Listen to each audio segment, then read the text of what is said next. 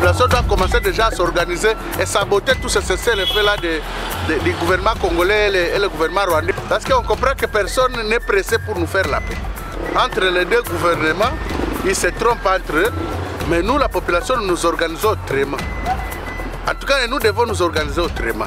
Parce qu'on comprend très bien que c'est une manière de dire, mourir d'avocat, de déplacer là-bas, nous, on n'a pas l'urgence de vous faire la paix. Alors, si nous allons accepter de mourir dans des cas déplacés, hein, un à un, et d'autres tués par-ci, par-là, dans leur maison, ici à Goma, bon, finalement, on sera naïf. Alors, est-ce qu'un peuple peut accepter d'être naïf? Jusqu'à quand? Et nous, à notre niveau, c'est dire à nos populations de commencer à s'organiser pour aller rentrer chez nous et chasser tous ces rebelles-là qui nous font du mal. C'est tout. Il y a des réfugiés qui sont en train de quitter au Rwanda, installés dans les zones occupées par les M23. Comment vous, comme acteur de la société civile, vous voyez cet acte dans les zones occupées par les rebelles du M23? Vous pensez que c'est une bombe aussi en retardement? Bon, il n'y a pas de bombe à retardement. Chaque visiteur doit, celui qui est en visite au Congo doit rentrer chez lui.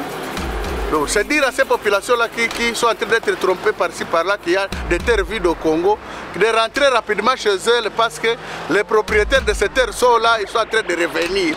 Et quand ils vont les rencontrer, c'est pas de pitié. Et ils doivent le savoir parce qu'en tout cas, la blague a dépassé les limites. Et oui, ce sont les vies humaines, mais on ne doit pas tuer les uns pour satisfaire les autres. Alors, tout celui qui sait qu'il a quitté son pays pour venir occuper la maison d'autrui ou le champ d'autrui ici au Congo, il n'a qu'à prendre d'emballer déjà ses valises parce que le retour de la manivelle arrive, chacun doit rentrer chez lui, tout Congolais doit rentrer dans sa maison, dans son champ. Personne n'est esclave de l'autre, personne ne doit mourir à la place de l'autre. Que chacun s'occupe de ce qui le concerne. Tout visiteur au Congo ou tout celui qui a été amené au Congo par des malignités de tout genre, il doit rentrer chez lui de là où il est venu avant le temps. Donc aujourd'hui vous affirmez que ces réfugiés qui sont en train d'être installés unilatéralement par les M23 devraient eux-mêmes commencer à s'interroger sur leur vrai avenir dans ce pays? Non, comment on peut t'amener comme un mouton venir occuper la maison d'autrui, même si tu ne réfléchis pas. Tu dois d'abord te demander ça appartient à qui? Là où je vis, c'est pour qui? Au moins, chaque citoyen doit avoir sa partie. Là, acheter avec qui? Cette parcelle que tu occupes. Quel est l'État qui t'a donné cette parcelle-là? Non, je crois que le travail du Rwanda avec ses alliés, c'est de semer des conflits toujours dans la région, surtout au Congo, pour se maintenir. Alors, ça sont des germes de conflits qu'ils sèment. Et nous, c'est pour prévenir des morts d'hommes. C'est de demander seulement à toutes ces populations si elles nous écoutent dans la langue française. Ou bien si elles ne nous écoutent pas, on va chercher une autre langue qu'ils écoutent pour qu'ils nous écoutent facilement. C'est de leur dire de commencer à rentrer de là où ils sont venus. Parce que les propriétaires de ces maisons-là, en tout cas, ils viennent avec une méchanceté énorme. Ils ne vont pas les laisser là-bas. Que chacun s'occupe de ce qui lui appartient. C'est le seul message qui commence à rentrer chez eux. Vous avez un message à cette population qui continue à croupir dans la misère à cause de cette insécurité? Non, c'est demander à cette population que nous devons libérer notre pays. Nous sommes Congolais, Dieu l'a voulu ainsi, et nous devons démontrer à Dieu qu'il ne s'est pas trompé de nous créer Congolais. C'est d'aller libérer ces espaces sous l'emprise des visiteurs. Les visiteurs doivent rentrer chez eux et laisser les espaces aux enfants de la maison. C'est ça le seul message.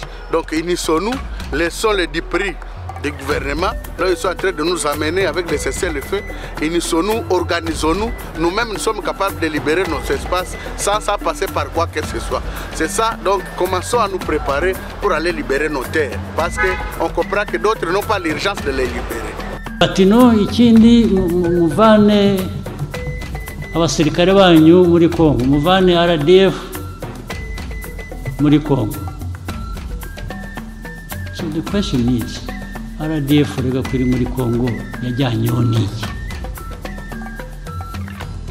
Kukibwira ko yabiri muri Kongo yagiye kugira gute? Niba uzi icyayijyanye rero, niba urishobora kwiriyo cyo muri icyo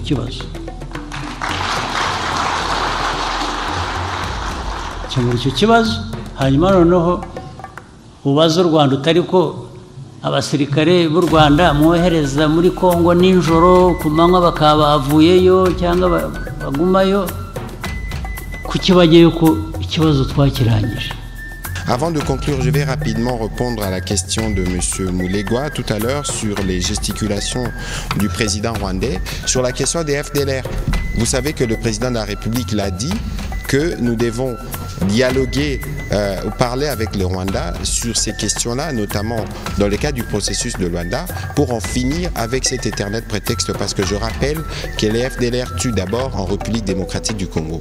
Il faut noter que le président angolais était ici en ces débuts de semaine, il a rencontré le président de la République et nous pensons que c'est dans ces cadres-là que les questions doivent être réglées, parce que nous avons suivi dans les médias, nous avons aussi entendu qu'il y a une tentative où qu'on amène des gens dans nos territoires disant que c'est des Congolais, c'est des réfugiés, mais c'est totalement d'abord irrégulier et pas du tout faisable, parce que contraire à ce qui a été communément convenu à Genève et dans les cadres de différents processus, parce que cette question, elle pourra être réglée après avoir réglé la question principale, celle de l'agression, du retrait des troupes rwandaises et tout ce qui s'ensuit comme corollaire suivant les schémas tracés par les processus de Luanda.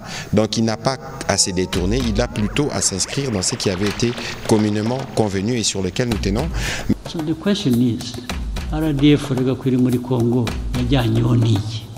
Actuellement, il commence à avouer maintenant que c'est lui qui est à la base des crimes atroces que subissent les Congolais. C'est ça l'interprétation exacte.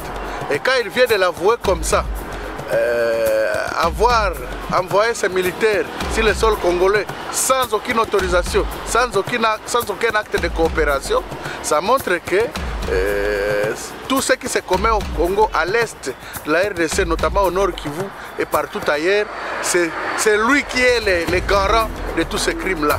Et que donc à notre niveau, ça ouvre déjà les débats sur son arrestation et sa présentation devant la Cour pénale internationale pour la commission de tous les crimes ici à l'est de la République. Donc il n'y a plus de débat avec de telles déclarations.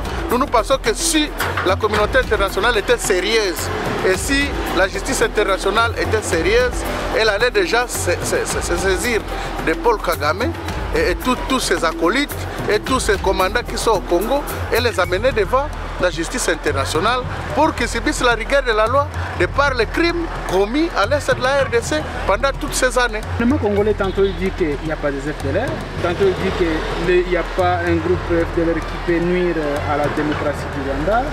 Les FDLR, ce n'est que les minéraux, mais le gouvernement congolais accepte aussi de signer un plan de neutralisation des FDLR. Pensez-vous que le Congo peut continuer à compter sur la bonne foi des revendications de Kigali pour avoir la paix?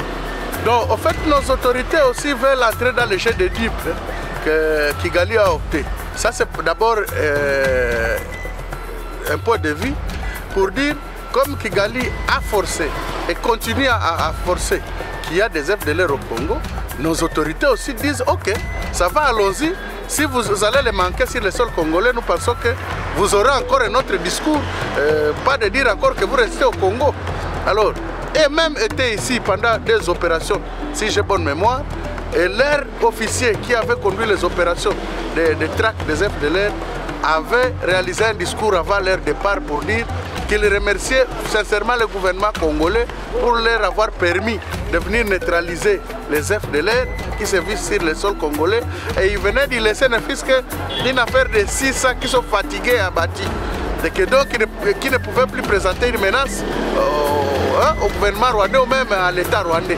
Alors quand ils disent qu'il y a encore des FDLR ici, il faut quand même se dire quelque chose. Les FDLR, c'est qui? C'est quoi au juste? Et nous pensons que le pillage des ressources naturelles auxquelles ils s'adonnent devait être peut-être les vrais FDLR qui sont derrière les faux FDLR qui sont en train de déclamer haut et fort. Et que donc à notre niveau, le gouvernement allait accepter de signer un acte de neutralisation des FDLR. Je ne sais pas, le gouvernement va donner qui ici. Alors nous attendons voir comment ils vont jouer leur scénario parce que nous ne savons pas où est-ce qu'ils vont trouver ces FDLR. En tout cas moi-même, je ne sais pas où est-ce qu'ils vont les trouver. Les deux seront ensemble dans les recherches des FDLR, mais pourvu qu'ils nous donnent nous la paix. Et c'est ça l'essentiel de notre demande, c'est la paix. Et si ne nous donneront pas la paix, donc tous deux seront complices. Parce que tout simplement, on ne peut pas comprendre que quelqu'un qui n'a pas ce que l'autre est en train de demander accepte de le faire. Alors, soit ils vont dans un jeu de dupes, on suit le Rwanda dans sa duperie et le Rwanda va sortir les yeux bleus.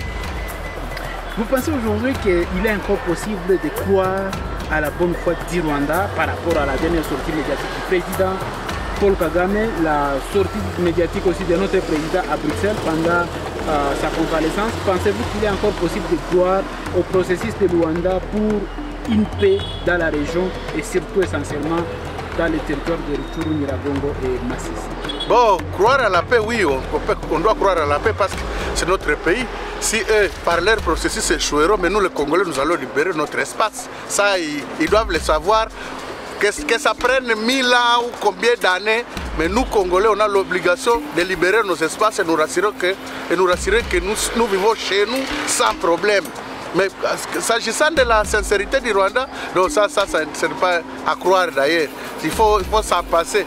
Le Rwanda ne sera, avec ce régime ici, ne sera jamais de bonne foi parce que le Rwanda vit grâce au pillage qu'il exécute au Congo. Comment tu vas aller couper l'arbre sur lequel tu es assis? Comment tu vas couper la main qui te nourrit? Finir cette guerre, c'est dire aux Rwandais de mourir. Ça, il faut le dire parce qu'ils les cachent derrière des discours, oh, FDLR, oh, quoi, oh. Non, mais ils savent très bien qu'ils vivent grâce au pillage des ressources et des crimes qu'ils commettent ici à l'Est. Alors, s'ils ne font pas ces désordres, ils vont vivre de quoi? C'est pourquoi ils ne doivent pas être sincères. Ils changent de motif du matin au soir. Quand le motif FDLR va finir, ils vont dire non. C'est l'eau de CBA qui se jette dans le lac Kivu qui provoque des maladies. Pour cela, les militaires rwandais doivent être au Congo. Donc, ils ne manqueront jamais de motifs pour venir au Congo parce que tout simplement, ils sont de mauvaise foi éternelle. Il faudrait que les chefs de l'État congolais ne puissent pas encore compter sur la bonne foi, la possible bonne foi du Rwanda ou du chef de l'État rwandais. Puisque lui, aujourd'hui, c'est ce que nous appelons qu'il a levé déjà la voile par rapport à ce qu'on pouvait attendre de lui. Puisque Kinshasa a toujours compté sur la bonne foi de Kigali dans la recherche commune de la paix ici en RDC. Donc lui parle que ni la question des FDLR, ni la question de 1-23 ne lui concerne pas. Donc la question qui l'intéresse beaucoup, c'est les FDLR, même si la grande part de la responsabilité, c'est de la RDC. Mais écoutez, les FDLR, même s'il y a des plans qui sont conçus pour qu'ils puissent être neutralisés définitivement. Les FDLR, parmi tous les rapports, et d'ailleurs, ce que dit le Rwanda depuis très longtemps, pendant plusieurs décennies dans ses lamentations, les FDLR se trouveraient au niveau des Rutshuru, des Nyiragongo, des Masisi. Et maintenant, aujourd'hui, c'est l'armée rwandaise qui se trouve à Rutshuru, qui se trouve à Nyiragongo et qui contrôle la grande partie des Masisi. Pourquoi l'armée rwandaise qui est présente là-bas ne peut pas neutraliser définitivement les FDLR qu'ils prétendent vouloir chercher alors qu'ils contrôlent totalement toutes ces entités dans lesquelles on pouvait penser que les FDLR s'y trouvent. Et donc pour nous, nous pensons que le Rwanda n'a pas la bonne foi pour contribuer, pour donner sa part dans la recherche commune de la paix dans cette région du Grand Lac. Mais c'est ça ce qui frise maintenant la confusion par rapport aux attentes de Kagame. Kagame dit que la grande préoccupation, sa grande préoccupation, c'est la présence des FDLR. Mais maintenant, dès lors que l'armée rwandaise se trouve maintenant sur le territoire de Lubero, là il n'y a pas présence des FDLR. Sur une partie du territoire de Calais. Et d'ailleurs, il prétend vouloir même entrer à Goma, même à Calais aussi de Kivu. Où se trouvent maintenant les FDLR? Parmi tous les rapports qui ont été produits depuis plusieurs années, les FDLR ont été accusés qu'ils se trouveraient, je dis bien, qu'ils se trouveraient sur le sort du territoire de Rutshuru, Nyiragongo et Masisi. Même si aujourd'hui ils n'existent pas parce qu'il y a eu beaucoup d'opérations qui les ont neutralisés définitivement. Mais aujourd'hui maintenant l'armée rwandaise se trouve à Rutshuru. Maintenant pourquoi ne pas maintenant neutraliser les FDLR qui se trouvent au niveau de Rutshuru, de Nyiragongo et de Masisi pour ne pas encore donner du travail à Kinshasa pour en fait de déterminer, d'étouffer, de définir cette question une fois pour toutes.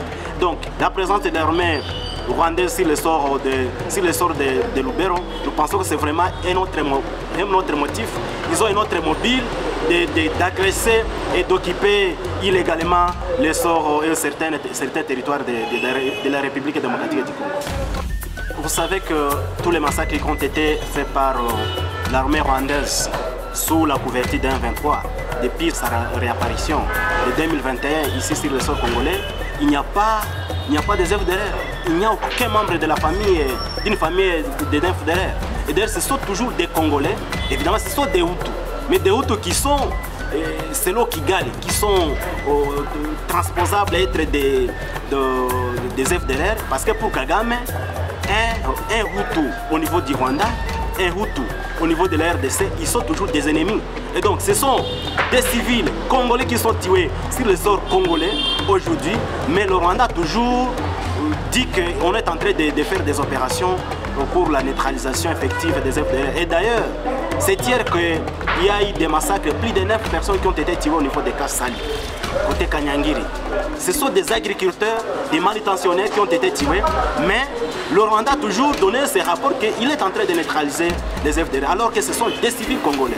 Et donc, nous pensons qu'aujourd'hui, la présence de l'armée rwandaise s'explique sur le sol congolais, s'expliquerait par d'autres mobiles, notamment le pillage des richesses naturelles de la RDC, pas la recherche exclusive des FDLR. Et donc, nous avons toujours décrié la présence de cette armée rwandaise sur le sol congolais.